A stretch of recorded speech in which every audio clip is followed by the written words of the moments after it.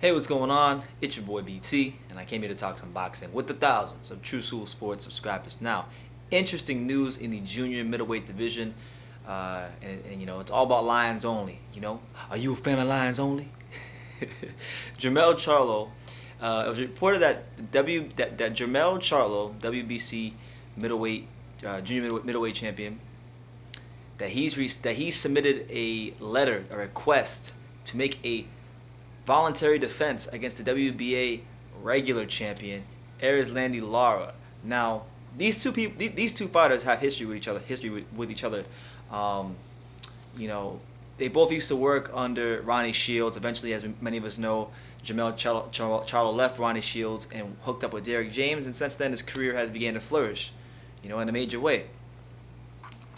So these two have familiarity with each other in the boxing ring. They know each other really well. And I think it's a good fight. Jermell Charlo's coming off a win, where he beat Tony Harrison. And let me get up and pace back and forth because I love pacing back and forth. I'm wearing a nice little blue shirt, so it'll give me a chance to show off my nice blue shirt. But anyway, he's coming off a win against Tony Harrison in what was one of the most entertaining fight buildups of all time. What was one of the best fights of 2019. So I think a Lara fight coming right after that fight, I commend him for it. It's actually a great fight. It's a great match. It's a great matchup. Now, obviously, I think Lara's on the back nine. He's on the downside of his career.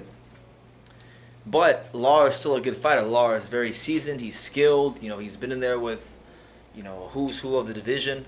At one point in time, he was the guy in the division. But with Lara, I think with his career, if you go back all the way to 2017, even.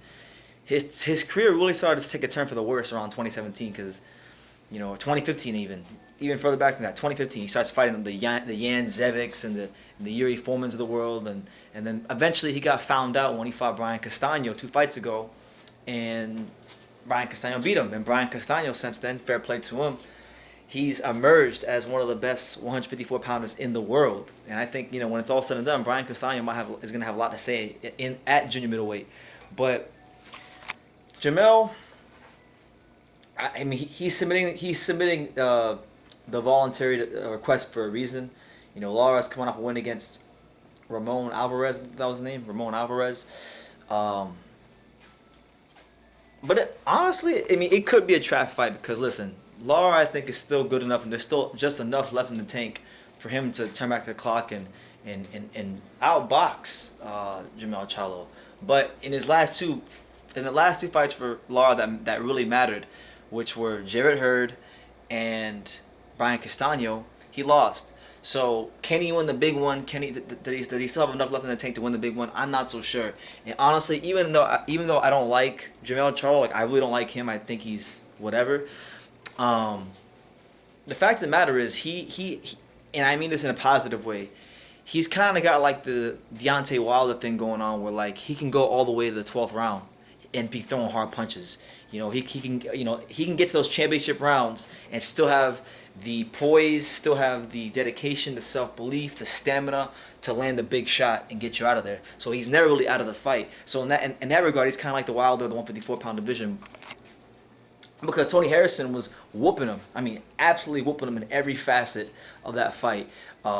Mid-range, inside, outside, and then Tony Harrison, as Tony Harrison normally does in all of his big fights, he faded around the 9th, 10th round, and he lost. And in this case, he lost concentration for just that 1 second, taunting Jermell Charlo, and Jermell Charlo folded him up like a blue steel chair and said, "Listen, it's Lions only."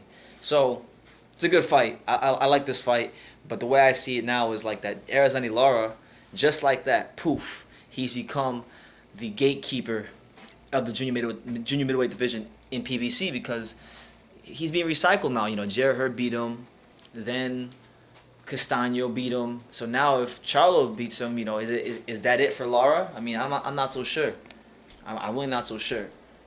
But listen, his career has been going on a progressive downward spiral for quite some time.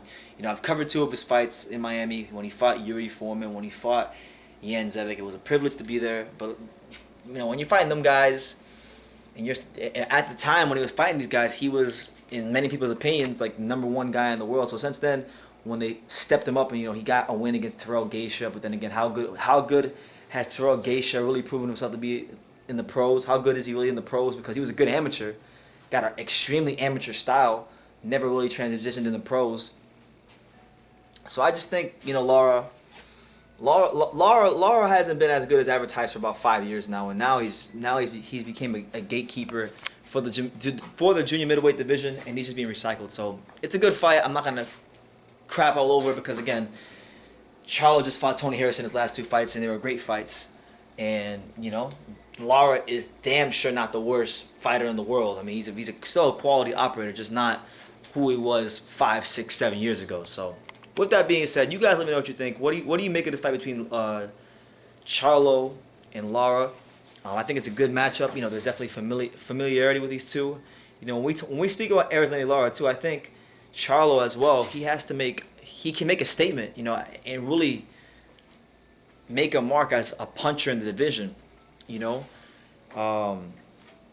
because nobody's ever stopped Erislandy Lara. So, that'd be a good fight. That'd be a good statement to make as the puncher in the division. And then also, just because he sent a request to the WBC doesn't mean they'll grant the request. They might deny it, and his ass still might need to fight Jason Rosario. And listen, when they fight, that's gonna be a barn burner. And I think Jason Rosario is gonna outmuscle him and fold him up when they fight. It's gonna be a great fight though. So we'll see, man. We'll see what happens with Jermell Charlo. Personally, I could do without the Lara fight, but it's not the worst fight in the world.